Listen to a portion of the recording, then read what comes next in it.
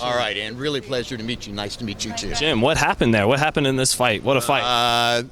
What happened was that Andre Ward got a look at Sergey Kovalev the first time around, and he's brilliant at adjusting and figuring out, exactly what can be done against a particular fighter. And though Kovalev came in, clearly had a determination to show more energy, threw more punches, was still throwing and landing more than Andre this time.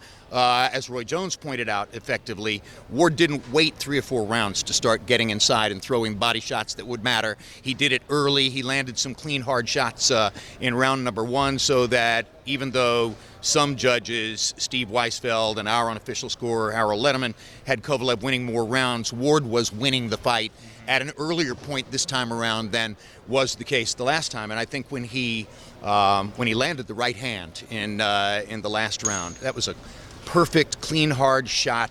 Kovalev was hurt. I've never seen Kovalev hurt before. It was a new thing. And one of the things they try to teach you in the gym, not a lot of fighters hear it well, is when you've got a guy in trouble and you want to finish, go to the body.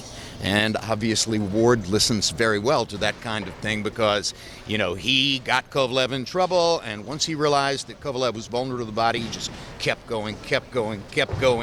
Maybe the last one was questionable as to whether it was low, but Kovalev was already a beaten fighter at that point. How do you think he's feeling right now, losing a fight that was so personal?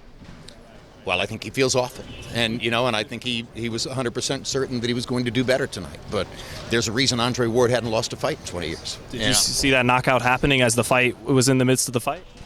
I saw the possibility that Andre could really wear him down with body shots, but Andre's not a knockout puncher by and large, nor does he seek knockouts. It had to sort of come to him.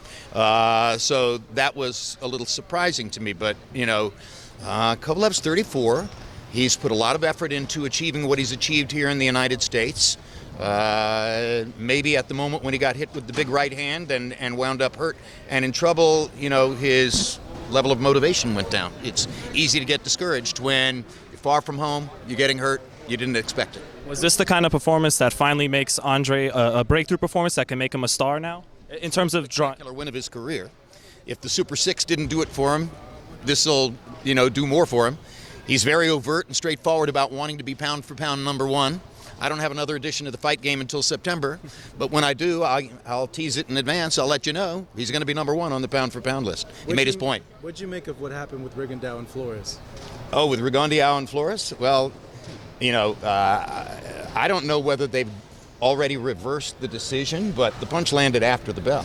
And at first, the commission seemed to be confused by the information they were getting from us regarding replays. They had the impression that we had told them that the punch landed before the bell. I made clear to Executive Director Bob Bennett, on camera as a matter of fact, that wasn't the case. The punch had landed after the bell. He said, well, we're going to have to go back and take a look at that. And then later he acknowledged to me, yes, okay, we see it now. We understand that the punch landed after the bell. I assume that that's going to turn it into a no contest rather than a Rigondeaux knockout victory. So who do you want to see Ward in with next? What do you want next from Andre Ward? I don't know who I want to see Andre Ward in with next because the political divisions in the light heavyweight division are such that he can't fight the guy who's most logical for him to fight. Adonis Stevenson. Adonis Stevenson. And he's, from the standpoint of those fighters who are politically available for him to fight, he's already more or less cleaned out the light heavyweight division. He said something about moving up to cruiserweight.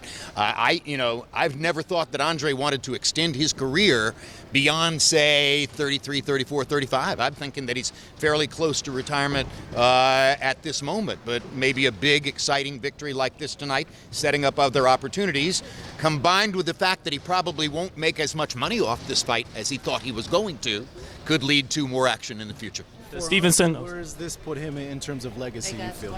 Well, he's already a great fighter with a great legacy and one of the best of the era. And as I say, I'm going to move him up to number 1 pound for pound at this point. If at some point he retires with an unbeaten professional record and an extraordinary amateur record, the last American man to win an Olympic gold medal in boxing, hasn't lost a fight since he was 12 or 13 years old, I'm not sure to whom you compare him.